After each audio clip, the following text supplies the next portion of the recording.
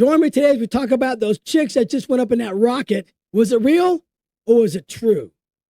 The El Salvador citizen that keeps trying to come back to the United States. And Cristiano, better get those real IDs ready. Stick around. You just might learn something.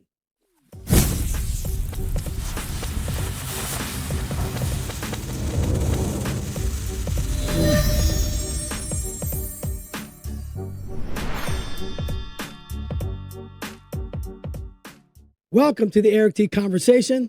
I'm Eric T. I still don't have a voice yet, but I'm doing my best to try to get through this. Well, news today, and that's going on last couple of days. I've been absent because I've been sick, are the Blue Origin flight with those 6 chicks that went to the outer space. Now, for those that are arguing whether they were in outer space, they were not outer space, they are not astronauts. Let's be really clear. They're not astronauts. And according to when you do the research and where the Kármán line actually is, that's where, we consider you're in outer space. This is what you find when you look it up. Okay, they did reach outer space. The New Shepard rocket took them past the Kármán line, which is widely recognized as the boundary of outer space, about 100 kilometers, 62 miles above the Earth's surface.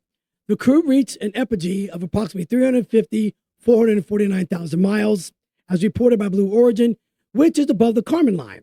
They experienced a few minutes of weightlessness, which is kind of funny, and a view of the Earth against the blackness of space during the roughly 10.5-minute suborbital flight before safely returning to the Earth's surface. Now, the women in the Blue Origin S-31 mission experienced weightlessness not really because they were in outer space.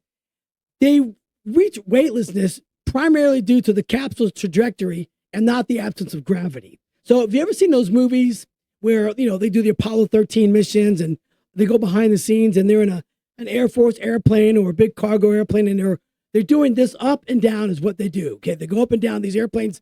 They go down very rapidly, then they go back up. What that does is that produces the feeling of weightlessness. In Hollywood, when they film those types of scenes, they do it inside some of these aircrafts, and that's the weightlessness that they feel from the trajectory of the aircraft going up and down. That's basically what these ladies felt when they're inside that capsule. But the funniest thing about it is you can see when it lands on the ground, the capsule door opens from the inside. Everybody's seen it because there was a live viewing of the capsule landing on the ground, and then they open it from the inside. And you can see a lady standing there saying, whoa, don't open it yet. Then all because, of course, Jeff Bezos comes in with a wrench, and he does something to the door, opens the door, and they all come out. You got Katy Perry saying she feels so much love for everybody. They get out, they kiss the ground. Now look, was it scary getting propelled through a rocket up to that part of the atmosphere, above the atmosphere? Yes, it's definitely scary. Anything could go wrong. Those things do blow up from time to time. So hand it to those 6 chicks that did it. It was kind of cool for them to experience that. But these are all millionaire chicks. Okay, Jeff Bezos' girlfriend, Katy Perry. I mean, the list goes on and on. Oprah's girlfriend.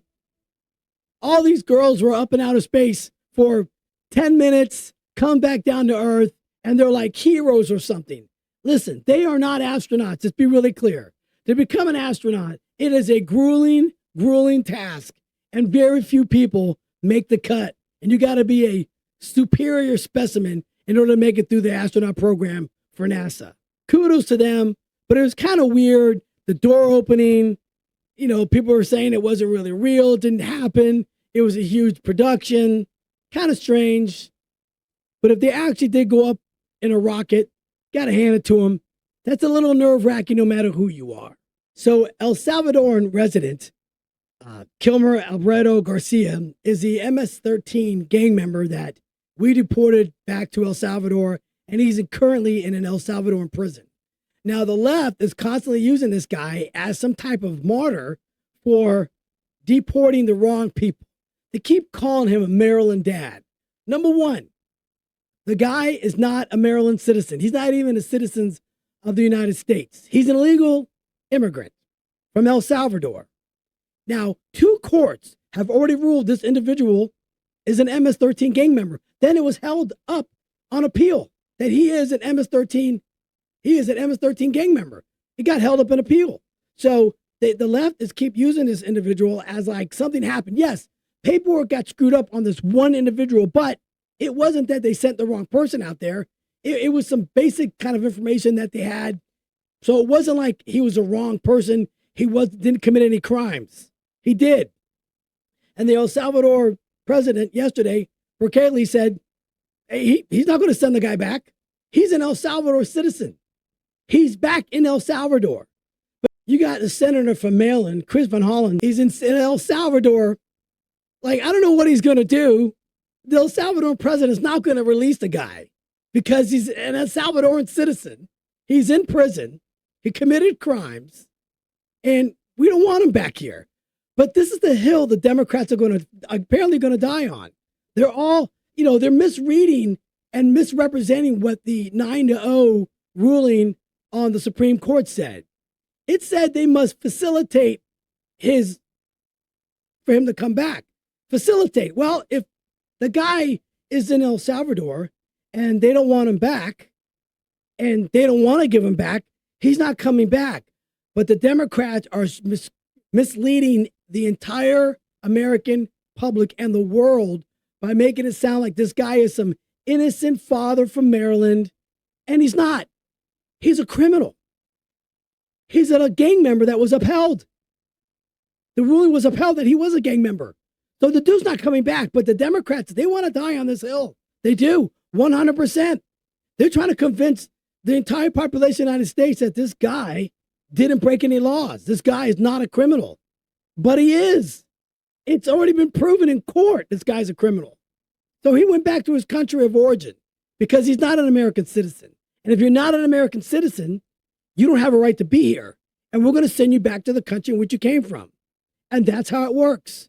But, they got to have something. The left have to have something to cause problems with. So they make up shit. And that's what they're doing. This is completely made up rage. Do you think this Senator Holland from Maryland really gives a rat's ass about this individual? I seriously doubt it. Seriously doubt it. But he feels, and the other Democrats feel like, oh, we can convince the population of the United States to really get on board that this guy isn't an illegal immigrant. This guy isn't part of the MS-13 violent gang from El Salvador. They're trying to convince you that. And it's not working. And it's very clear. CNN just did a poll, and they found that about 5% of all the people that voted for Trump might regret their vote or may change their vote. Like 5%. It's not even worth bringing up. Nobody regrets the vote that they gave Donald Trump. We all are 100% on board on this agenda. And he ran on the fact that he was going to get rid of illegals in this country. And he started with the violent gang members from MS-13. And they're going first. And they're going to get rid of the rest of them because we had an influx of illegals coming into the country. And isn't it funny that within 65, 70 days, the border crossings are about 7,000. That's it. That's all they had last month. They're about 7,000.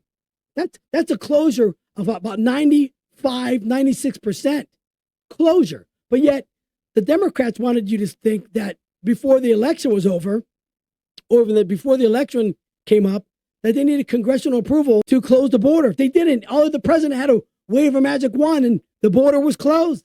And everybody knew that. You people still believe that the left was telling you the truth, that it took an act of Congress in order to shut down the border. And that was 100% false. Now we know that's false because Trump did it and border crossings are down 95%. It was like 140,000 in the last month of the Biden administration. And now I think it was like 7,000 last month under President Trump.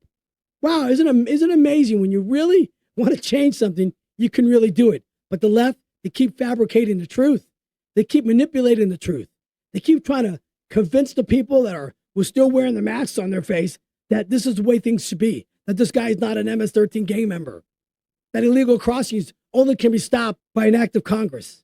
They misled everybody, and people are still falling for it. America's starting to wake up and starting to realize it's not the same. It's not the same administration that's been there for the last 20 or 30 years. Kristi Noem, the Secretary of Homeland Security, just came out the other day and saying that everybody's going to need a real ID in order to travel on an aircraft or enter into any type of government or military installations.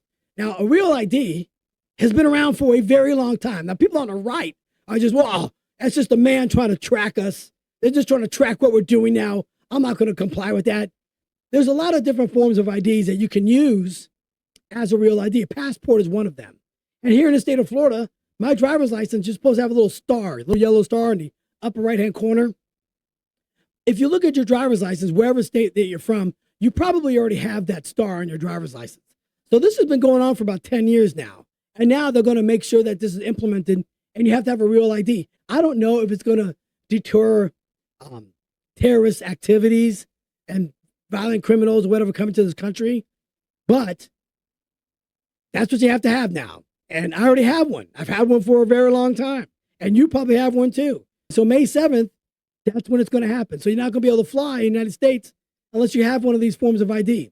Very easy to get. You go to the DMV, you bring in your information, and you get it with a star on it. And like I said, chances are that you already have a real ID. So all the right loonies that are out there complaining about it, they're complaining about nothing. Because most likely you already have one. You can use your military ID as a real ID. Passport, driver's license has a star on it. Like I said, the state of Florida already has that. So don't freak out. It's not a big deal. You more than likely already have a real ID. And that's just the way things are going to go. They want to verify everybody and every individual in the United States has a verified ID. Not a big deal. And Kristi Noem, stop playing costume dress up. Every time Kristi Noem is on TV now, her hair's all done, her makeup's all good, she's got fake eyelashes on, and she's literally in front of the camera, and she's carrying a weapon of some sort with a bulletproof vest and her baseball cap on. She's not an ICE agent. She's the Secretary of Homeland Security. She's not an ICE agent. But she keeps on putting up these videos of her online and cosplay. Like she's literally dressing up like an agent. Kristi Noem, it's a bad look. We get it. You're a hot chick. You don't have to get on there. It's a terrible look. Out of all the cabinet members on Trump's team, you're the one that sticks out like a sore thumb because you constantly dress like that. If you're going to do it, pull your hair back in a ponytail because it doesn't look good when your hair's all flowing in front of your uniform. And it's just, you look ridiculous. So Kristi Noem, stop doing that. Just do your job, do a good job at it, but stop coming on the camera because in one video, you didn't even know who you were apprehending. You didn't know what the crime was the person committed. So next time, pull your hair back, look more serious, take the flak jacket off, and know who the hell you're going to apprehend because it was a really, really bad look when you're playing dress-up ICE agent. Anyway, that's it for today. I got to rest my voice a little bit. Hopefully in a couple days, I'll get a little bit better and my voice will be back to normal.